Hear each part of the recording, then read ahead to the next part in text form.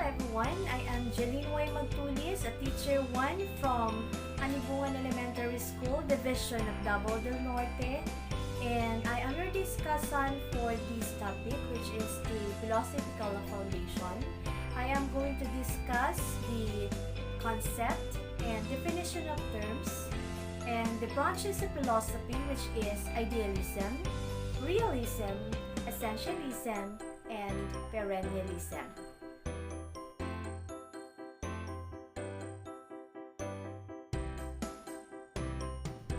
And what are the philosophies of education?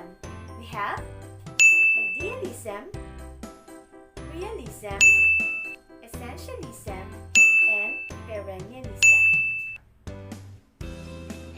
And now let us define what is philosophy. Philosophy comes from the Greek word philia, means love, and sophia means wisdom. Means love of wisdom or passion of learning. What is philosophy of education?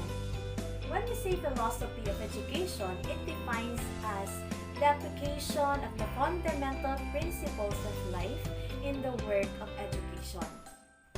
It offers a definite set of principles and establishes a definite set of aims and objectives. It offers criteria for intelligent interpretation for educational ends and means. What is idealism?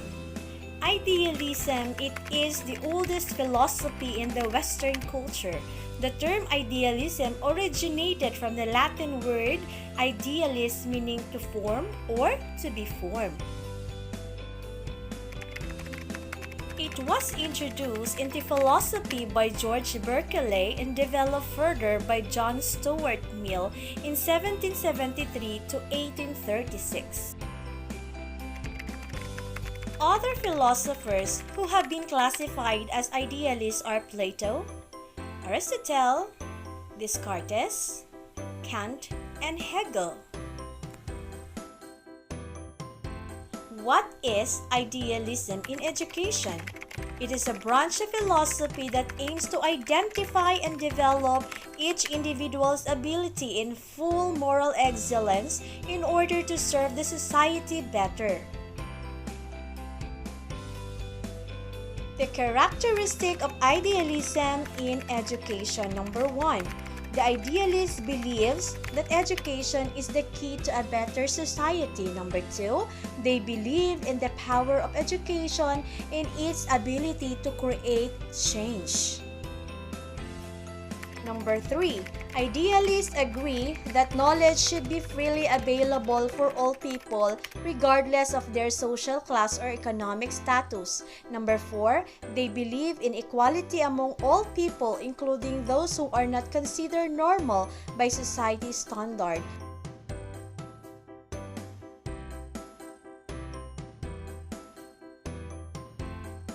Number 5. Idealism is the belief in perfectibility of humankind. Number 6. It is an ideology that stresses the importance of idea and ideals, especially related to education. And number 7. Idealists believe that people can be educated and improved through their own efforts. And number 8.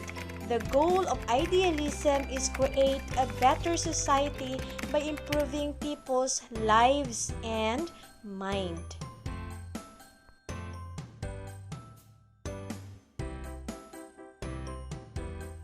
And what are the educational aims of idealism? Develop the mind, search for true ideas, character development, self-realization, preservation and transmission of culture, and preparation for whole life. Let us proceed with realism. What is realism? It comes from the Latin word realist, who is to be really, really real. Refers to the thing exists whether or not the human mind perceives them. There are four forms of realism. 1. Scholastic realism. 2. Humanistic literary realism. 3. Social realism. And 4. Sense realism. Scholastic realism. The educational philosophy of scholastic realism is essentially dualistic. When we say dualistic, means recognizes both natural and supernatural. The primary function of the mind in the world is that of cognition. Scholastic realists believe that change is not completely ruled out from scholastic system. Goodness is commended to children as a divine command. Humanistic or literary realism, also called verbal realism. This form of realism believes that a complete knowledge of man, nature, and society is needed to fit in the individual for the realities of life. Humanistic realists believe that education is gained through books and they should have actually used in one's life. Social realism. It explains that education should equip learners for a happy and successful life as a man of the world. It has a direct contact with things, people, and social condition through travel than books, study of gymnastics, sports writing, modern language, and custom of other language. Number 4. Sense realism. Attach more importance to the study of natural science and contemporary life. Aim is to develop a natural society by working in accord with laws of nature. Purpose of sense realism is happiness with God. 5 fundamental principles of realism. 1. Phenomenal world is true.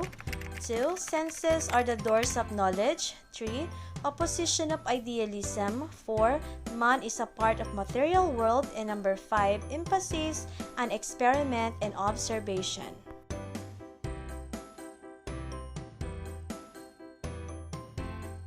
Values in realism.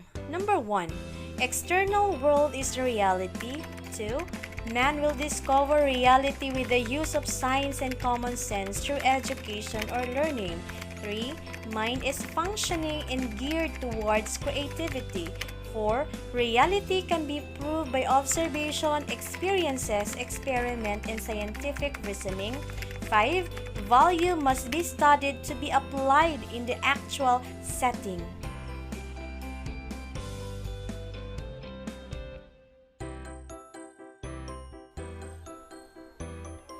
Realism and the teacher. A teacher should be educated and well-versed with the custom of belief and rights and duties of people and the trend. A teacher must have full mastery of knowledge of present life. A teacher must be able to correlate between utility in daily life and education.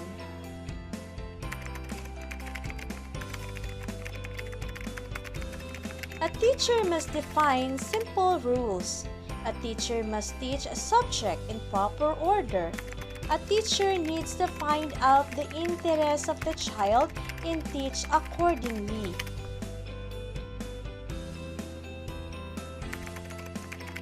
Methods of teaching. Emphasis on critical reasoning through observation. Number 2, support accountability in performance-based teaching. Number 3, scientific research and development. Number 4, master of fact, recitation, experimentation, demonstration, drills and exercises. And number 5, education should proceed from simple to complex and from concrete to abstract.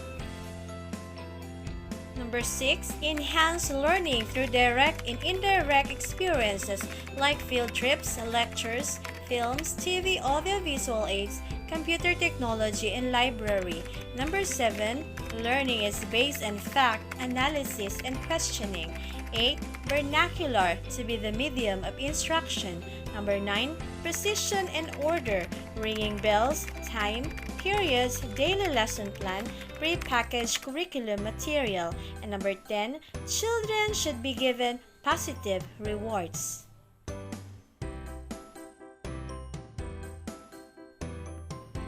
The third one is essentialism. is an American philosophy of education which began in 1930 and 1940. The true origin of essentialism is from idealism and realism. Essentialism refers to basic education.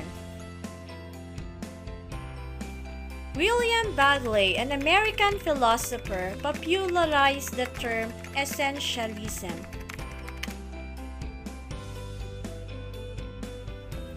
Essentialist beliefs. Number 1, essentialism tries to instill all students with the most basic knowledge, skills, and character development. Number 2, essentialists believe that students should be taught to be a model citizen.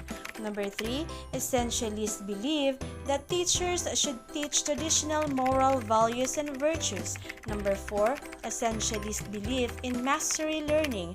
Number 5, there is a common core of knowledge that need to be transmitted to students in a systematic, disciplined way. Number 6, the child is a learner to be shaped and developed. Number 7, education is a preparation for life. It is not an imitation of life. Teacher's role: an expert, impart essential knowledge, and direct focused task.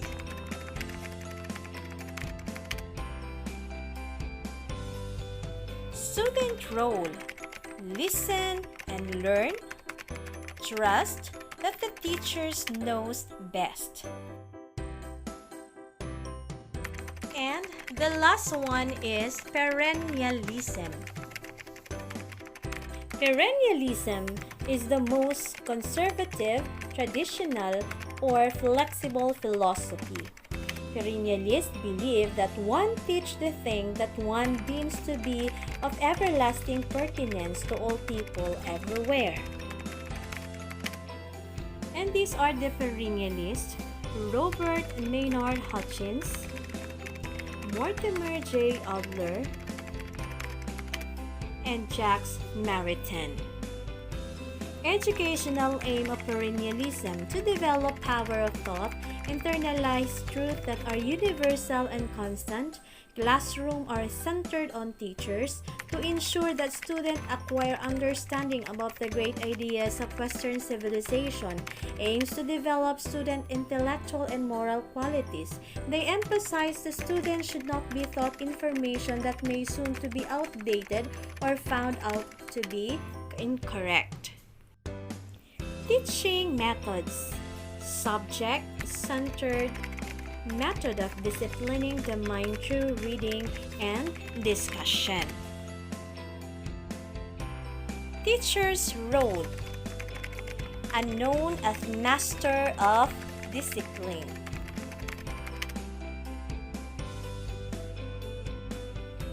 Character development: develop the intellectual of all learners and prepare them for life. Why it is called teacher-centered? It emphasizes the importance of transferring knowledge, information, and skills from the older generation to the younger one. The teacher is not concerned of the student interest, more focused on the curriculum and nature need. The teacher set everything based on the syllabus. Before my presentation ends, let me leave you a quote from Robert Maynard Hutchins. He said that education implies teaching. Teaching implies knowledge. Knowledge is truth. The truth everywhere is the same. Hence, education should be everywhere the same.